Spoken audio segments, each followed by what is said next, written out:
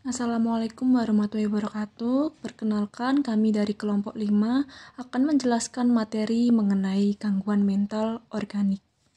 Di antara penyusun tugas ini dari kelompok 5 adalah 1. Gita Alantina, 2. Hera Firdianisa, 3. Nur Fajril Hidayah, dan 4. Binti Masro'ah. Baik, pembahasan yang pertama yakni mengenai pengertian gangguan mental organik. Gangguan mental organik merupakan gangguan yang memiliki kaitan dengan gangguan sistemik atau otak. Maka dari itu gangguan mental organik juga termasuk gangguan mental simptosomatik. Menurut Maramis dan Albert, gangguan mental organik merupakan gangguan jiwa yang memiliki gejala dan tanda psikotik atau non-psikotik yang disebabkan gangguan pada fungsi jaringan otak. Jadi, gangguan fungsi jaringan otak dapat disebabkan oleh penyakit badaniah, terutama mengenai otak maupun di luar otak. Gangguan mental organik timbul sebagai efek sekunder dari penyakit yang diderita oleh seseorang, dan gangguan mental organik dapat sembuh seiring dengan membaiknya penyakit fisik yang dideritanya. Namun, gangguan mental organik juga dapat menetap. Pembahasan yang kedua yakni mengenai etiologi gangguan mental organik. Etiologi di sini dibagi menjadi 2, yaitu etiologi primer dan etiologi sekunder. Etiologi primer berasal dari suatu penyakit di otak atau dapat dikatakan sebagai disfungsi otak. Sedangkan etiologi sekunder berasal dari penyakit sistemik yang telah menyerang otak sebagai salah satu dari organ sistem tubuh. Istilah organik sendiri merupakan sindrom yang diklasifikasikan yang berkaitan dengan gangguan penyakit sistemik otak yang secara bebas dapat didiagnosis. Pembahasan yang ketiga yakni mengenai klasifikasi gangguan mental organik. Yang pertama yakni demensia. Demensia merupakan salah satu penyakit mental yang digolongkan sebagai gangguan mental organik. Demensia adalah munculnya sindroma yang biasanya ditandai dengan terganggunya berbagai fungsi kognitif dan biasanya mengalami gangguan tanpa kesadaran yang nantinya akan mempengaruhi kepribadian pada penderitanya. Faktor penyebab demensia yakni terjadinya gangguan mental demensia ini merupakan 75% demensia Alzheimer serta demensia vaskuler. Kemudian bisa terjadi karena penyakit Huntington, Pick serta adanya trauma kepala. Gejala demensia antara lain.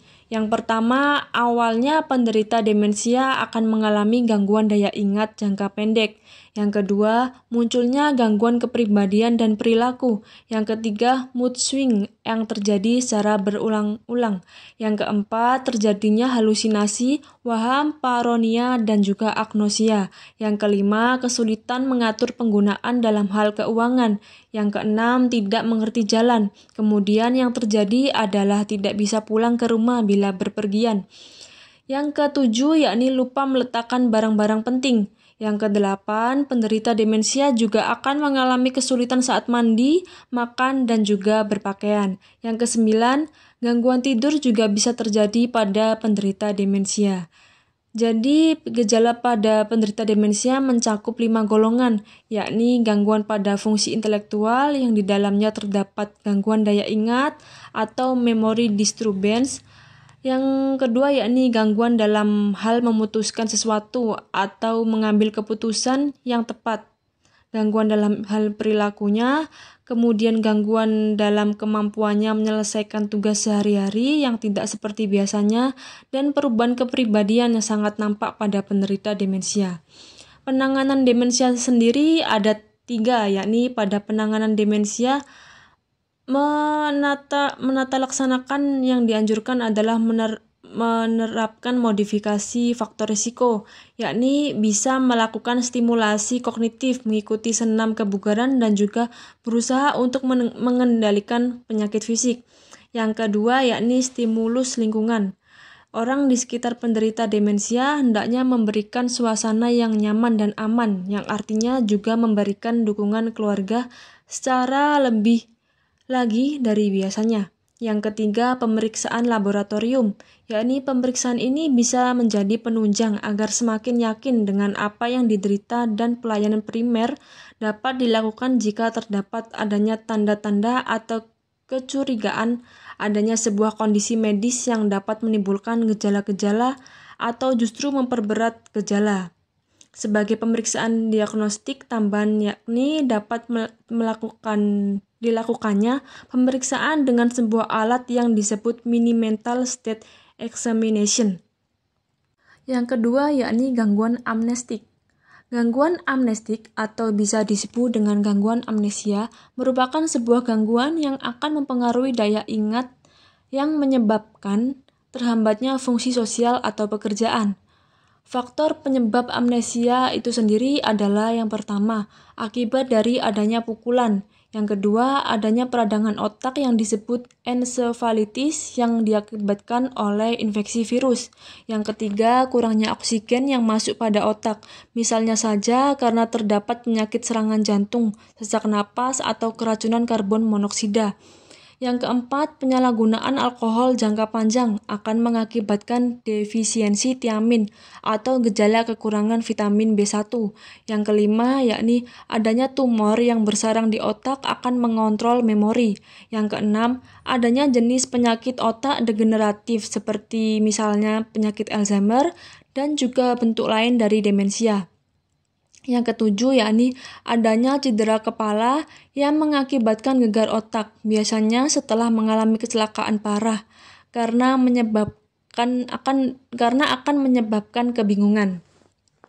Gejala amnestik di antara lain yaitu pertama, akan mengalami kesulitan saat mempelajari sebuah informasi yang baru setelah timbulnya amnesia atau yang biasa disebut anterograde amnesia. Yang kedua, akan mengalami kesulitan dalam hal mengingat kejadian, pengalaman, atau informasi di masa lalu yang awalnya sangat familiar sebelum menderita amnesia, yang biasa disebut retrograde amnesia. Yang ketiga, akan memiliki masalah pada sistem memori yang hanya akan menyimpan memori jangka pendek atau tidak dapat dengan mudah menyimpan informasi baru. Berikut adalah penanganan amnestik. Yang pertama, hindari minuman beralkohol terlalu banyak. Yang kedua, menggunakan pengaman saat berkendara, seperti helm saat bersepeda dan sabuk pengaman saat mengendarai mobil. Yang ketiga, mengobati adanya infeksi luka dengan cepat untuk menghindari tersebarnya gangguan atau virus lain ke otak. Yang keempat, yakni mencari perawatan medis sesegera mungkin jika merasakan atau mendapati gejala yang menunjukkan stroke atau aneurisma otak, seperti munculnya sakit kepala yang parah, mati rasa di satu sisi bagian tubuh, atau kelumpuhan. Klasifikasi gangguan mental organik yang ketiga yakni delirium. Delirium yakni suatu sindrom dengan gejala gangguan kesadaran yang biasanya tampak dalam bentuk hambatan pada fungsi kognitif, menurut Mansour 2008. Faktor penyebab delirium sendiri dibagi menjadi dua, yakni faktor intrakranial, yaitu epilepsi atau keadaan pasca kejang trauma otak seperti gegar otak, infeksi atau meningitis, encephalitis, kemudian gangguan vaskuler dan neoplasma.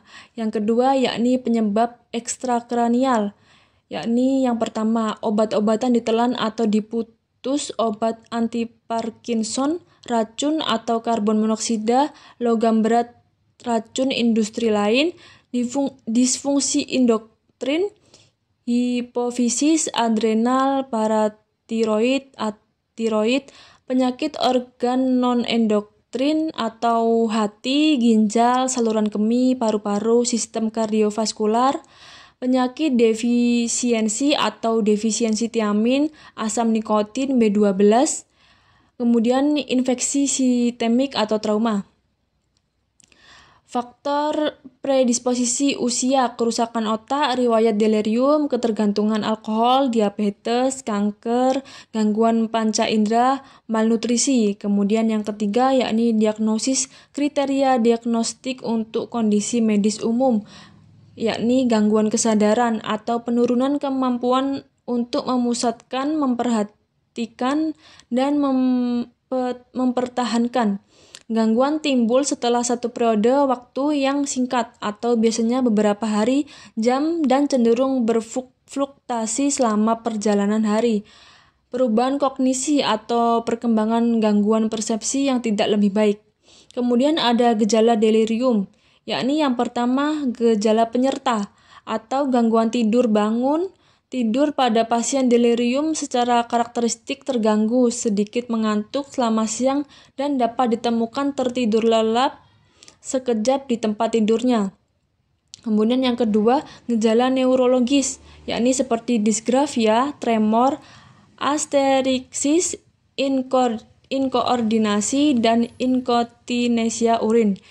Kemudian penanganan dari delirium sendiri, yakni tujuan dari pengobatan gangguan dasar delirium memberikan bantuan fisik dan sensori lingkungan. Dua gejala utama yang dialami delirium ini yang mungkin memerlukan pengobatan farmakologis adalah psikosis, insomnia. Obat yang terpilih untuk psikis adalah haloperidol, suatu obat antipsikotik golongan butirofenon. Terima kasih, semoga penjelasan dari kelompok kami dapat bermanfaat. Kemudian jika ada pertanyaan bisa dilakukan saat sesi diskusi. Kurang lebihnya kelompok kami mohon maaf. Wassalamualaikum warahmatullahi wabarakatuh.